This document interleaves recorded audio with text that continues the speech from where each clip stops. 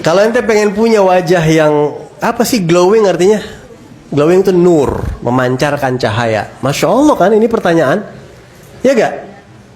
Supaya memancarkan cahaya. Karena para aulia Allah tuh mukanya bercahaya mereka.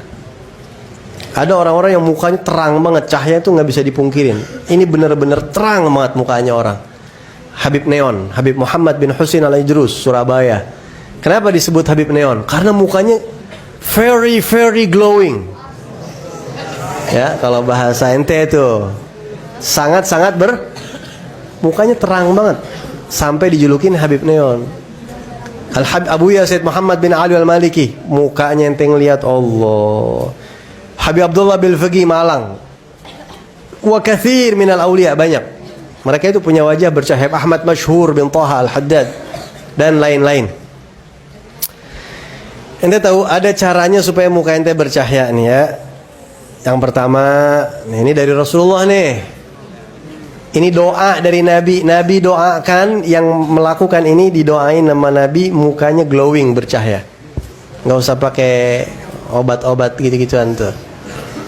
Rasulullah berdoa, naddarallahu mra'an sami'a minna syai'an sami'a maqalati fa'addaha fawa'aha fa'addaha kama sami'aha. Kalau ente pengen glowing nih, kata Nabi, ya Allah, berilah cahaya di wajah orang yang mau menghafalkan sabda-sabdaku.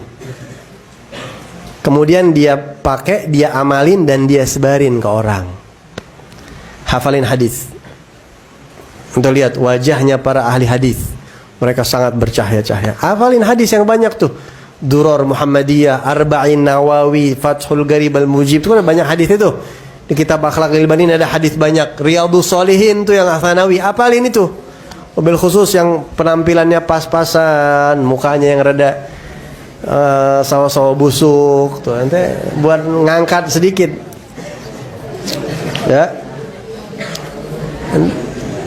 Terus apa lagi? Salat malam.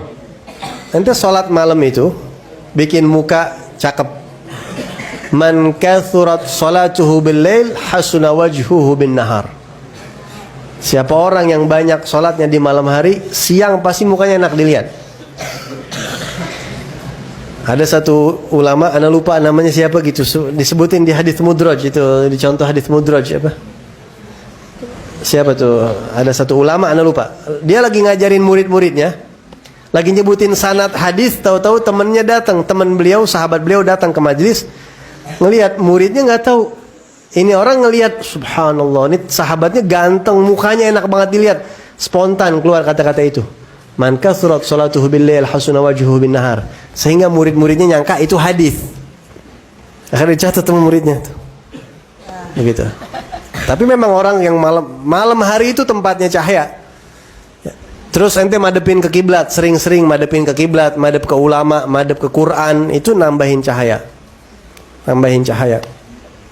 Terus jangan maksiat. Maksiat itu kata ulama, Rasulullah bahkan yang bersabda, "Idza adnabal 'abdu dzamban nukkita fi qalbihi nuktatan sauda." Kalau satu hamba maksiat sama Allah, hatinya langsung dititikin hitam, maksiat lagi hitam, maksiat lagi hitam. Makin sering maksiat, makin gelap tuh hati. Dan Imam Ibnu Hajar mengatakan, waqad ya'lu, kadang-kadang hitamnya maksiat yang ada di hati itu kadang-kadang ngangkat ke muka, sehingga kelihatan di muka tuh. A'udzubillahi min dzalik.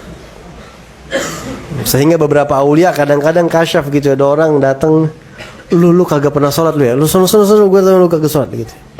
Mukanya hitam banget katanya. Alhamdulillah.